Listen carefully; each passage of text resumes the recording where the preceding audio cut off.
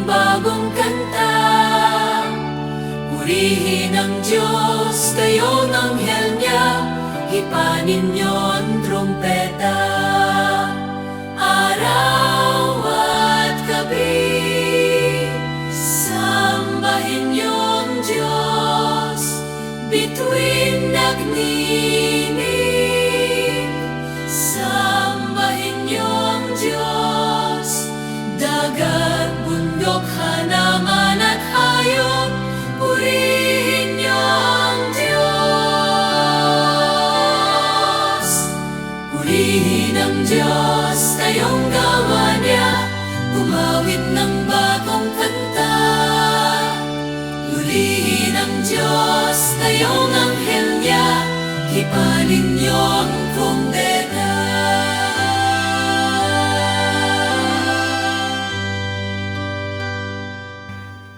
Sa ngalan ng Ama, ng Anak, at ng Espiritu Santo. Amen. Sumainyo ang Panginoon. At sumayo rin. Mga kapatid, masaya ba ang buhay mo ngayon? Payapa ka ba ngayon? Maganda ba ang iyong buhay? Kung hindi, baka meron kang problema.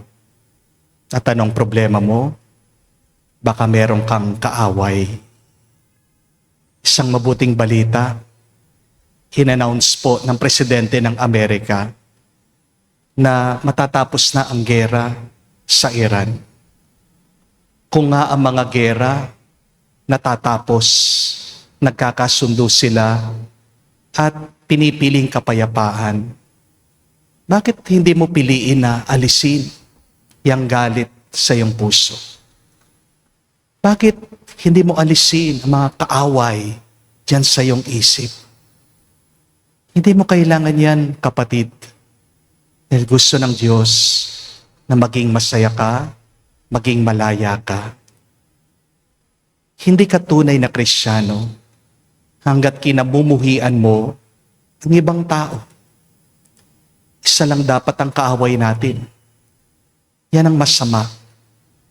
Oo, may masama mang ginawa ang ibang tao sa iyo. Pero tandaan mo, sila'y anak pa rin ng Diyos. Ikaw din naman, nagkakamali ka madalas. Pero pinapatawad ka ng Panginoon. Kapag naalala mo na ikaw, minsan naging kaaway ka ng Diyos, pero pinatawad ka niya, sana yung kapatawaran na yan, may pagkalob mo din sa mga taong nakasakit sa iyo. Kaya naman sa banal na misang ito, tayo magpakumbaba. Hilingin natin muli ang awa at pagpapatawad ng Diyos sa mga pagkakataon na hindi tayo naging tapat sa Kanyang utos na mahalin natin ang ating mga kaaway. At naway sa Kanyang pagbabasbas, makita tayo muli karapat dapat makatanggap sa mga banal na misteryo.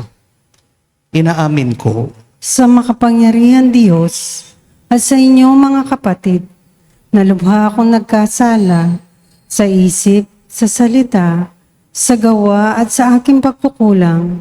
Kaya'y sinasamo ko sa mahal na Birheng Maria, sa lahat ng mga anghel at mga banal, at sa inyong mga kapatid na ako'y panalangin sa Panginoong ating Diyos. kawan tayo na makapangyarihang Diyos, patawarin tayo sa ating mga kasalanan, at patnubayan tayo sa buhay na walang hanggan. Amen. Panginoon, kaawaan mo kami. Panginoon, kaawaan mo kami. Kristo, kaawaan mo kami. Kristo, kaawaan mo kami. Panginoon, kaawaan mo kami. Panginoon, kaawaan mo kami. Manalangin tayo. Ama naming makapangyarihan, lakas ka ng mga walang inaasahan kung hindi ikaw. Ang pagluhog namin ay iyong pagbigyan, sapagkat kami mga tao lamang, napawang mahihina kapag iyong iniiwanan. Kaya naman kami lagi mong tulungan upang sa pagtupad ng iyong mga kautusan, ikaw ay aming mabigyang kasiyahan. Sa aming iniisip at ginagawa araw-araw.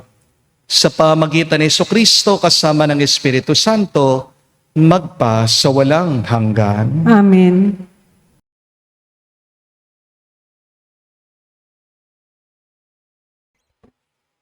Pagbasa mula sa unang aklat ng mga hari. Nang patay na si Nabat, sinabi ng Panginoon kay Elias na taga Tisbe, "Madali ka, puntahan mo si Haring Akab. Makikita mo siya sa Jezreel, sa ubasan ni Nabat. Naparoon siya upang kamkamin iyon. Sabihin mo sa kanya, ito ang ipinasasabi ng Panginoon, isa kang mamamatay tao. Ngayon na may pangangamkam ang ginagawa mo, kung saan hinimod ng mga aso ang dugo ni Nabat, doon din hihimurin ng mga aso iyong dugo." Sinabi ni Akab kay Elias, "Narito ka na naman, mahigpit kong kaaway." Sagot naman sa kanya ni Elias, "Oo, hinanap kita uli sapagkat nagumon ka sa kasamaan. Malagim na parusa ang babagsak sa iyo. Ganito ang ipinasasabi ng Panginoon, itatakwil kita, lilipulin ko ang mga anak mong lalaki, matanda at bata. Parurusahan kita tulad ng ginawa ko sa angkan ni Jeroboam na anak ni Nabat at sa angkan ni Baasa na anak ni Ahiyas, sapagkat ako'y ginalit mo at ibinulid mo ang Israel sa pagkakasala. Ito naman ang sumpa laban kay Jezebel. Kakanin siya ng mga aso sa nasasakupan ng Jezreel. Sino man sa angkan ni Akab ang mamatay sa bayan, ay kakanin ng mga aso. Sino mang mamatay sa bukid, ay kakanin ng mga uwak. Dahil sa mga solsol ni Jezebel, nagumon si Akab sa paggawa ng masama sa paningin ng Panginoon. Sumamba rin siya sa mga Diyos-Diyosan, gaya ng mga Amoreyo na pinalayas ng Panginoon pagdating ng bayang Israel sa lupaing iyon. Nang marinig ni Akab ang mga sinabi ng propeta, ginawak niya ang kanyang damit, nagsuot ng sako, at di hinubad iyon kahit sa pagtulog. Nag-ayuno siya bilang tanda ng malaking kalungkutan. Kaya't sinabi ng Panginoon kay Elias, "Hindi mo ba napansin kung paano nagpapakababa sa harapan ko si Akab? Sapagkat nagpakababa siya, hindi ko itutuloy ang parusa sa kanya habang siya'y nabubuhay. Ngunit pagkamatay niya, parurusahan ko ang kayang angkan." Ang salita ng Diyos. Salamat sa Diyos. Poon, iyong kaawaan, kaming sa iyo'y nagsisuway. Poon iyong kaawaan, kaming sa iyo'y nagsisuway. Ako'y kaawaan, o mahal kong Diyos, sang-ayon sa iyong kagandahang loob. Mga kasalanan ko'y iyong pawiin, ayon din sa iyong pag-ibig sa akin. Hugasan mo sana ang aking karumihan, dalisayin mo ang aking kasalanan. Poon iyong kaawaan, kaming sa iyo'y nagsisuway. Ang pagsalansang ko ay kinikilala, laging nasa isip ko at alaala. Sa iyo lang ako nagkasalang tunay, at ang nagawa ko'y di mo nagustuhan. Poon iyong kaawahan, kami sa iyo'y nagsisuway. Ang kasalanan ko'y iyo nang limutin. Lahat kong nagawang masamay, pawiin. Ingatan mo ako, Diyos kong manunubos. Ang pagliligtas mo'y galak kong ibabantog. Poon iyong kaawahan, kami sa iyo'y nagsisuway.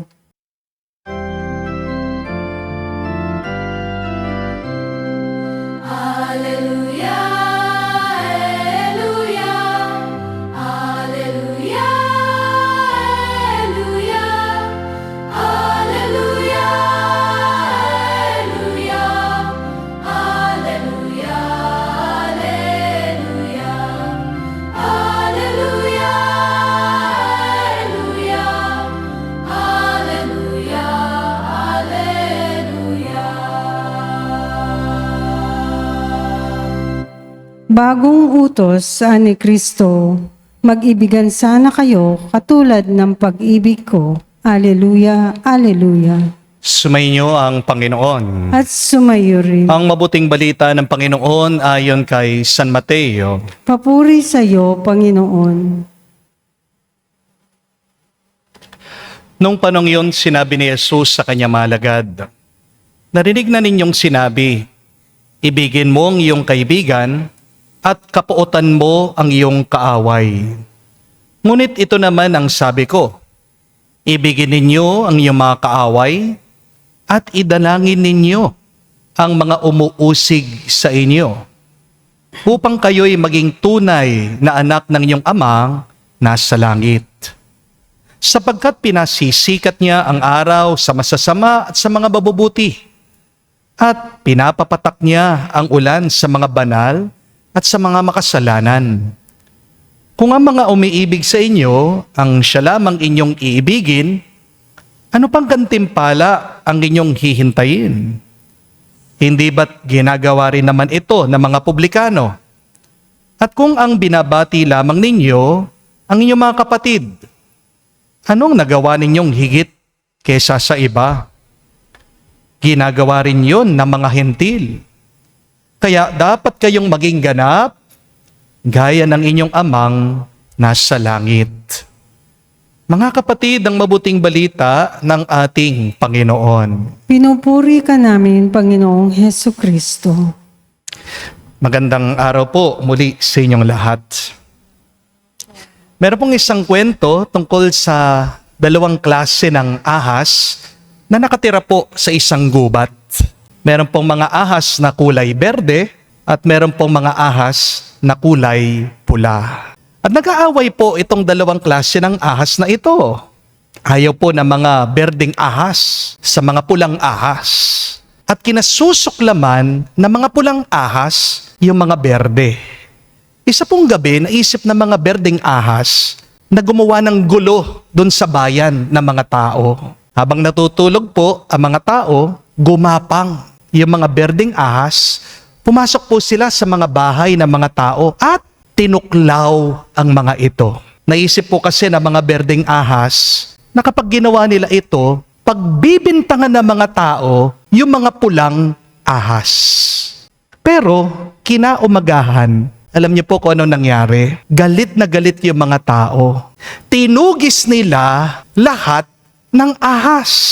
Wala po silang piniling kulay. Berde man o pula, pinatay ng mga tao lahat ng ahas. Kasi yung tumuklaw sa kanila, alam ng mga tao ay ahas. Kaya bandang huli, ano po nangyari? Naubos lahat ng ahas.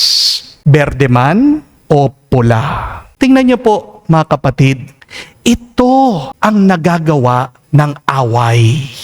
Walang nadudulot ng mabuti ang pakikipag-away. Amen? Ang galit nanganganak ng mas maraming galit. Ang pagkamuhi nagbubunga ng mas malaking pagkamuhi. Saan natatapos ang galit at pagkamuhi? Sa sakit, sa hirap, sa pagdurusa, at kamatayan. Huwag niyong kalimutan, wala pong happy ending ang mga taong may kaaway. Amen? Kaya nga, kapag meron kang kaaway, nasa impyerno ka na kahit buhay ka pa dito sa mundo. Amen? Pero merong mga ibang tao, walang kaaway. Ang mga taong ito nagmamahal. Sila yung mga taong nabubuhay na sa langit habang nandito pa sila sa lupa. Ito po ang dahilan bakit tinuturo ni Jesus sa atin. Mahalin natin ang ating mga kaaway. Dahil hindi magiging pinagpala, payapa, masaya ang buhay mo kapag may kaaway tayo. Amen? My dear friends, remember this. You do not need enemies in your life. Hindi mo naman kailangan talaga na mga kaaway sa buhay mo. Mahirap na po ang buhay. Huwag mo lang pahirapan ito sa pamamagitan ng pagkakaroon ng mga kaaway. Di ba? Pinanganak ka sa buhay na ito, wala ka namang kaaway. Pwede ka din namang lumisan sa buhay na ito na wala kang kaaway. Amen?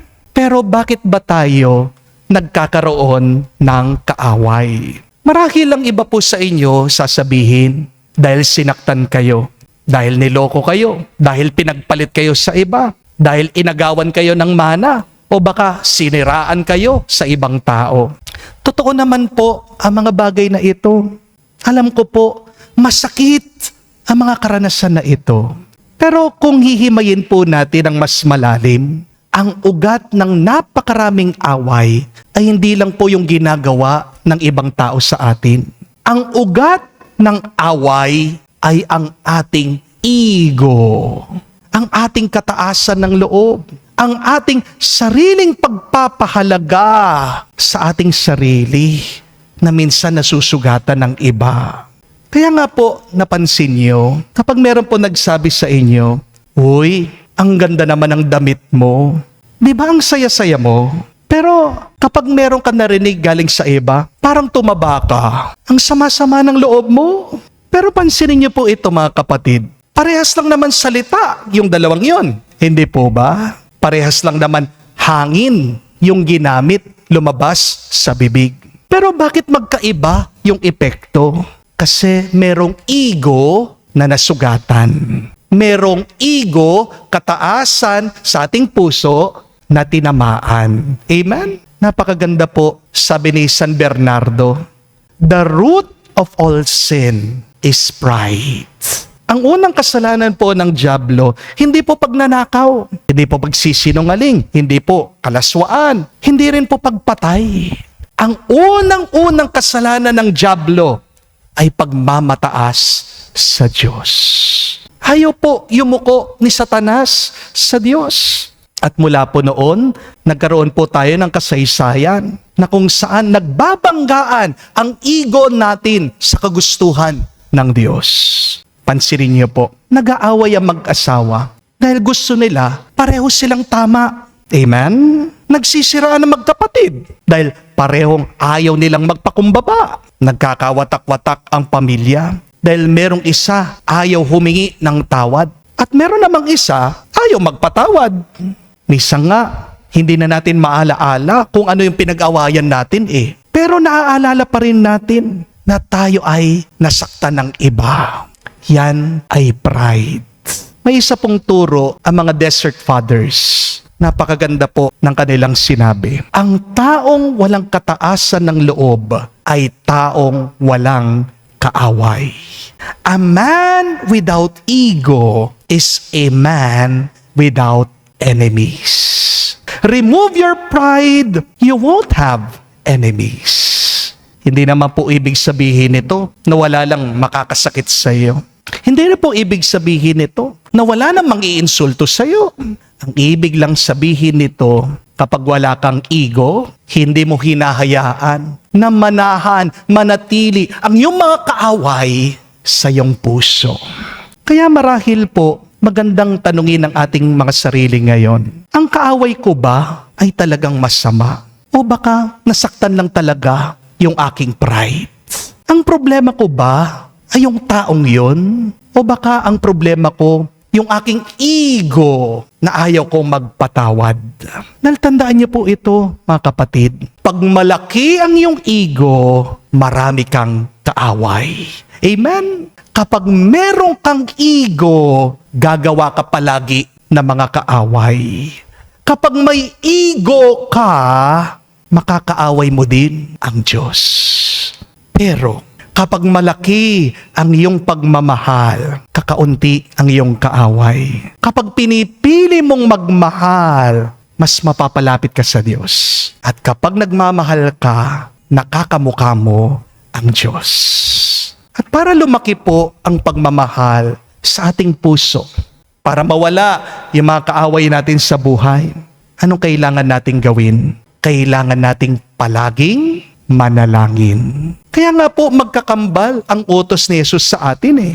Ang mahalin natin ang ating mga kaaway at ipagdasal natin sila. These two commandments from Jesus are inseparable. To love your enemies and to pray for those who persecute you. Because remember, the fruit of prayer is love. Ang bunga ng pananalangin ay pagmamahal. At tandaan nyo rin po, ang pagdarasal ay isang uri ng pagpapakumbaba. Prideful people do not pray. Kapag mapagmataas ka, hindi ka nagdadasal. Kaya nga po ang demonyo, hindi nananalangin yan sa Diyos eh. Kasi hindi niya kayang magpakumbaba sa Diyos. What prevents you from praying is not your busy schedule. Hindi ka nagdadasal, kapatid, hindi dahil wala kang oras magdasal. Hindi ka nagdadasal dahil ayaw mo. Aminin mo yan.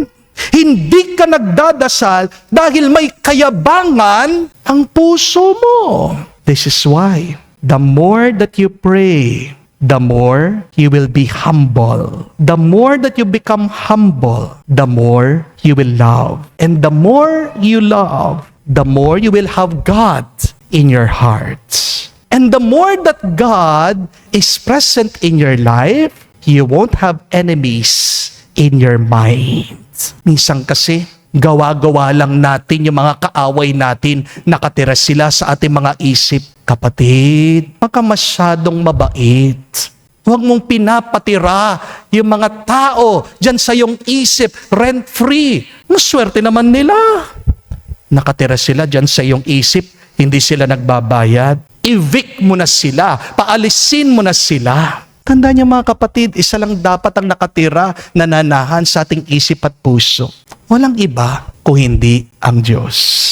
Dahil kapag ang Diyos nandyan na sa iyong isip at puso, mawawala ang iyong mga kaaway. At kapag wala ka ng kaaway, malaya ka na. Amen? Mga kapatid, hilingin po natin sa Diyos sa pamagitan ng banal na misang ito.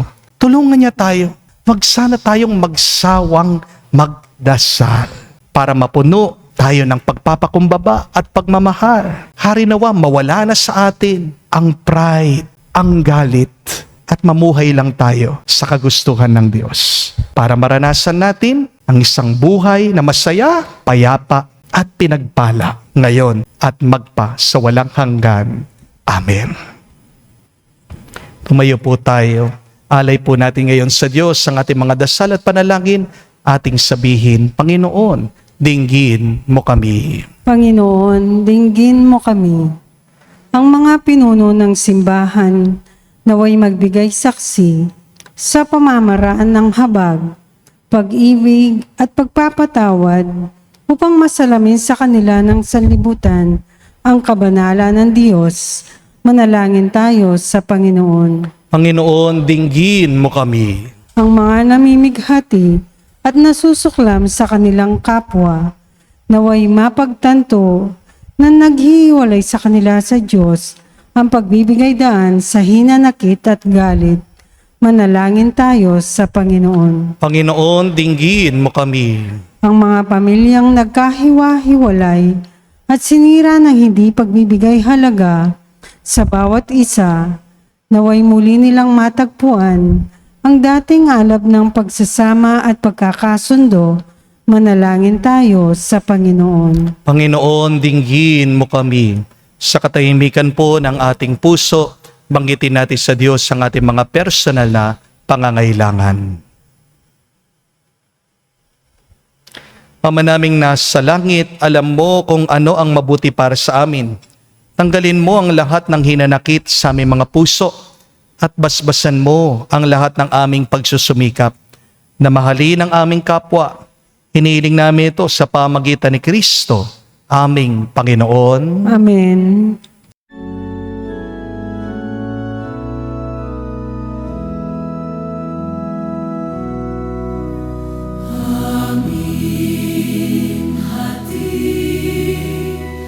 Alay na ito, ang tinapay na nagmula sa pagpapala mo. At tanggapin, alak na ito, inuming inihain sa'yo. Mahal naming Diyos, inyong tanggapin ang munting alay mula sa amin. Buong puso namin hihintayin,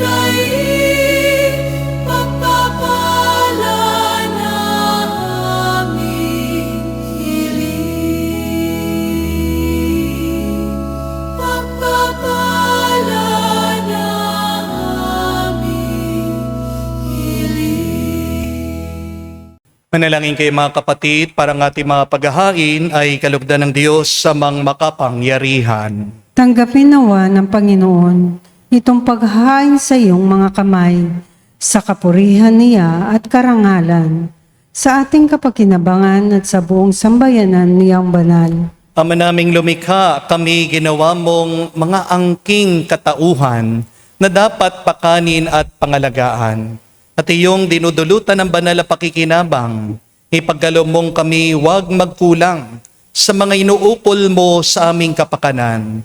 Sa pamagitan ni Jesucristo kasama ng Espiritu Santo, magpa sa walang hanggan. Amen. Sumainyo ang Panginoon. At sumayo rin. Itaas sa Diyos sa inyong mga puso at diwa. Itinaas na namin sa Panginoon. Pasalamatan natin ang Panginoong ating Diyos. Marapat na siya ipasalamatan. Ama naming makapangyarihan, tunay nga marapat na ikaw ang aming pasalamatan. Sa iyong paglingap at kagandang loob, ang tao'y nilikha mo, pinangasiwaan sa sansinukob. Sangad mong siya'y iwastong lubos, siya'y pinagdusa mo sa kanyang pagtalikod. Sa iyong paggiliw, iyong pinahintulot, na makabalik siya sa pamagitan ni Kristo Jesus. Kaya kaisa na mga anghel nagsisiawit ng papuri sa iyo, nang walang humpay sa kalangitan, kami nagbubunyi sa iyong kadakilaan.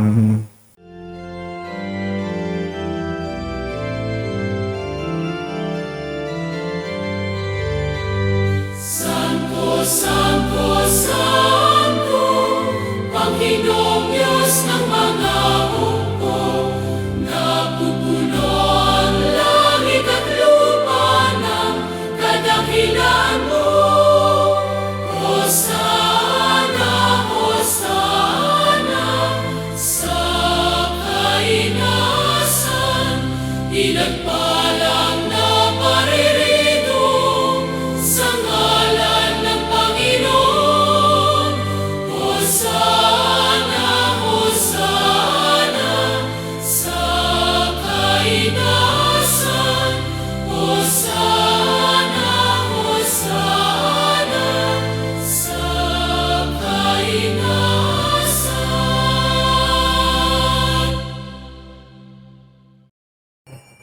Ama naming banal, ikaw ang bukalan tanang kabanalan. Kaya't sa pamagitan ng iyong Espiritu, gawin mong banal ang mga kaloob na ito, upang para sa amin, maging katawan at dugo ng aming Panginoong Heso Kristo. Bago niya pinagtiis ang kusang loob na maging handog, hinawakan niyang tinapay, pinasalamatan kanya, pinaghati-hati niya iyon, inabot sa kanya malagad at sinabi, "Tanggapin ninyong lahat ito at kanin. Itong aking katawan na ihahandog para sa inyo."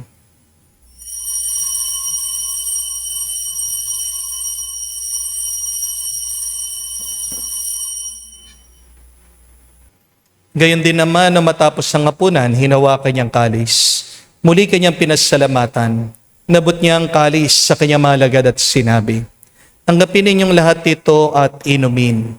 Ito ang kalis ng aking dugo, ng bago at walang hanggang tipan.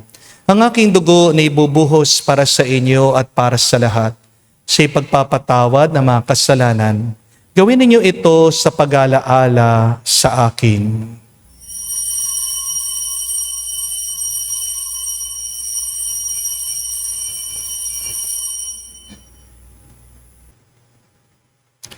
Ang misteryo ng pananampalataya.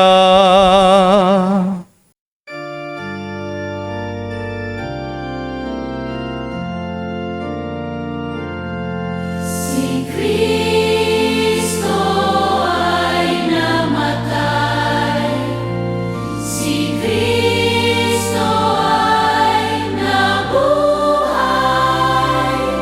si Kristo ay babalik sa wakas, sa wakas ng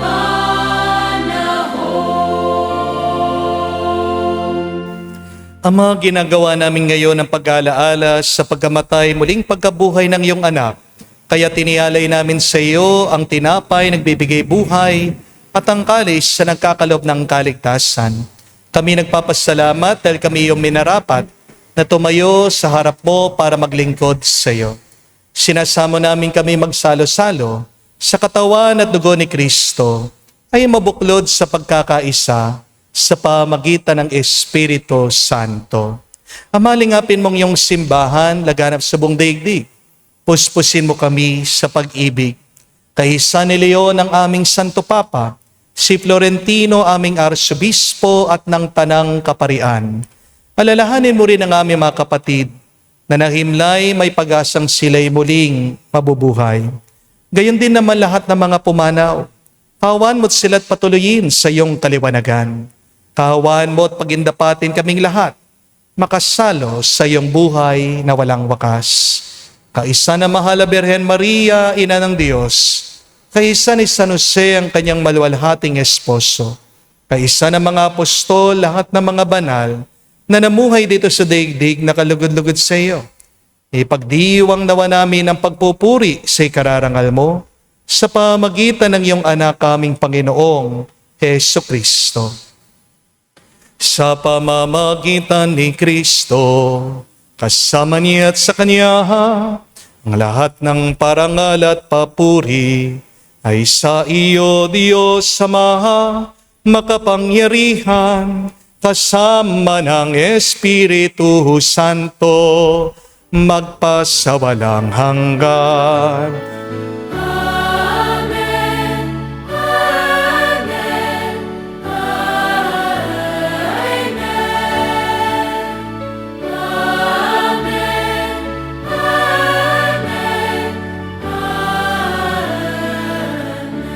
Sa nakagaling na utos sa turo ni Jesus sa Panginoon natin na Diyos, ipahayag natin ang lakas, loob.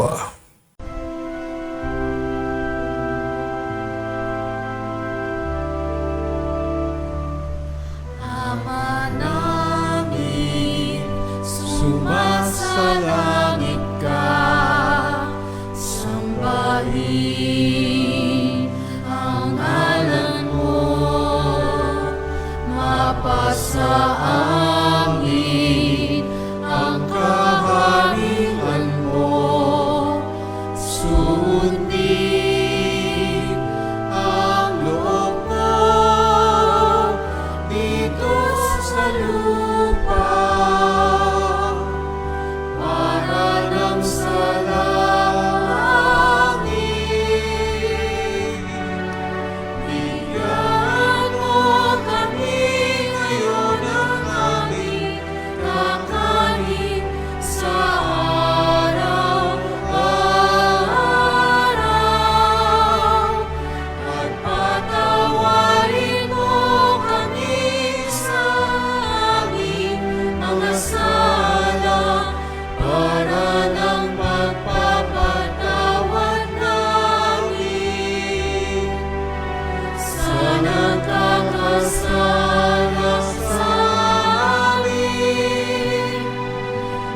Huwag mo kaming ipahintulot sa tukso, at iadya mo kami sa lahat ng masama. Hinihiling namin kami, Adya, sa lahat ng masama, pagkalooban ng kapayapaan araw-araw, ligtas sa kasalanan, ilayo sa lahat ng kapahamakan, samantalang aming pinanabikan ang dakilang araw ng pagpapahayag ng tagapagligtas naming si Hesu Kristo. Sapagkat iyo ang kaharian at ang kapangyarihan at ang kapurihan magpakailanman. Amen. Panginoong Hesu Kristo, sinabi mo sa mga apostol, kapayapaan ang iniiwan ko sa inyo, ang aking kapayapaan binibigay ko sa inyo. Tunghayan mo ang aming pananampalataya at huwag ang aming pagkakasala. Pagkalooban mo kami ng kapayapaan at pagkakaisa ayon sa iyong kalooban, kasama ng Espiritu Santo, magpa sa walang hanggan. Amen. Kapayapaan ng Panginoon ay laging sumainyo. At sumayo rin. Magbigayan po tayo ng kapayapaan sa bawat isa. Piso niyo po, kapayapaan po sa inyong lahat.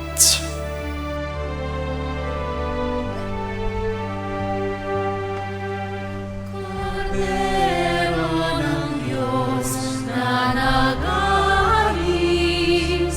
ng mga kasalanan ng sanlibutan, maawa ka sa amin.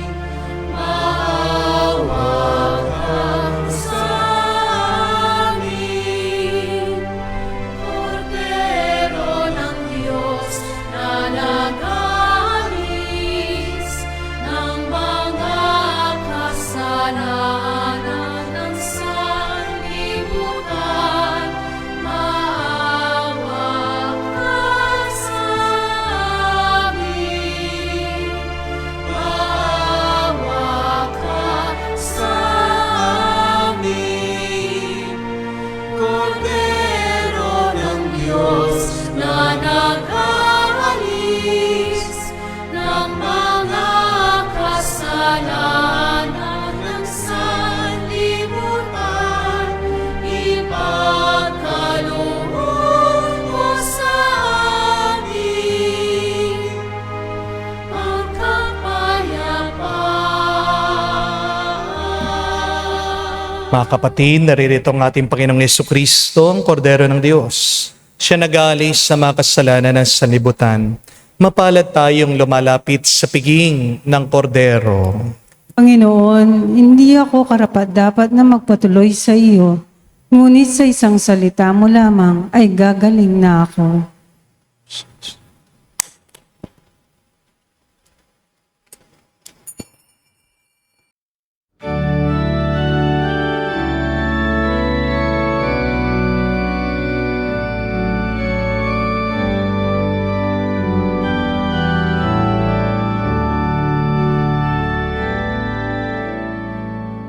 우리가 잊었으소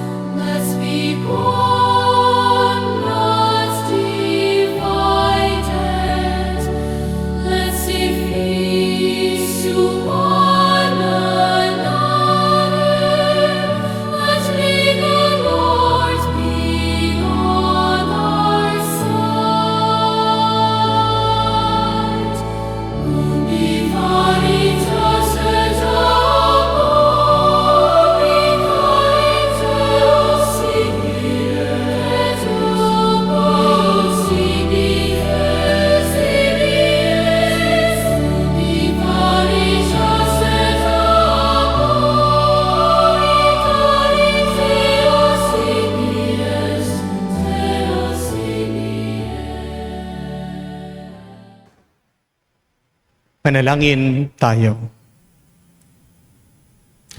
Ama namin mapagmahal, ang pinagsaluhan naming banal na pakikinabang na nagpapahiwatig ng iyong pagkikiisa sa tanang naririto, nakikipagdiwang, ay magdulot nawa ng pagkakaisa sa iyong sambayanan. Sa pamagitan ni Jesucristo kasama ng Espiritu Santo, magpasawalang hanggan. Amen. Mga kapatid, baka hindi po kayo aware o mulat. Isang dahilan ng ating pagdurusa ay dahil meron tayong dinadala na hindi naman nating kailangan. One source of your suffering is you're bringing something that you do not need. Ano yung bagay na hindi mo namang kailangan sa iyong buhay? Yan ang iyong galit at pagkamuhi sa iyong kaaway. Tandaan mo, pinanganak ka sa buhay na ito, wala kang kaaway. Pwede ka ring umalis na wala kang kaaway. That is the challenge for you. Let go of your enemies. The reminder for you is you do not need enemies in your life.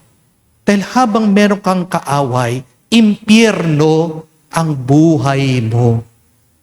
Pero pag wala kang kaaway, ang langit ay mararanasan mo.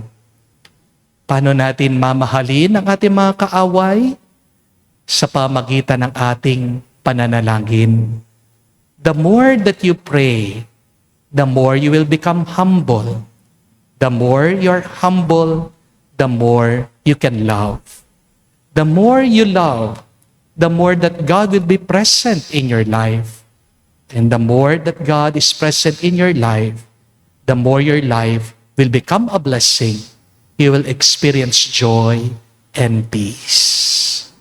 Kaya nga po, mga kapatid, dagdagan pa natin ang ating panalangin. Anong tuwa, anong galak kapag wala nang nag-aaway? Mas umaasenso, umaangat ang buhay natin pag tayo'y nagkakasundo, pag tayo'y nagkakaisa. Tingnan niyo po, dahil po sa peace deal ng Amerika sa Iran, bababa na po, harinawa, ang krudo, ang gasolina. Pag bumaba ang gasolina, marami po mga tao ang maiibsan ang kanilang paghihirap sa buhay. Di po ba? Pero habang meron nag-aaway, kamukha po ngayon sa Israel at sa Lebanon, pati yung mga inosenteng tao namamatay. Mga bata, mga babae, ang mga simbahan, lugar para manalangin, nasisira. Hundreds of years na po pagkatanda-tanda ng mga simbahan. Minsan lang po sinisira, binobomba. Nakakalungkot, hindi po ba? Epektibo po ang pananalangin, pero kulang pa ang ating pagdarasal. Kaya nga po, pagpatuloy natin ang pananalangin, not only to have peace in the world, but let us ask the Lord that peace begins with us. Sumayin niyo ang Panginoon. At sumayo rin. At kayo basbasa ng Diyos, makapangyarihan sa lahat. Sa ngalan ng Ama, ng Anak, ng Espiritu Santo. Amen. Ang ating misa ay natapos na. Pumayo kayo sa kapayapaan ni Kristo. Salamat sa Diyos.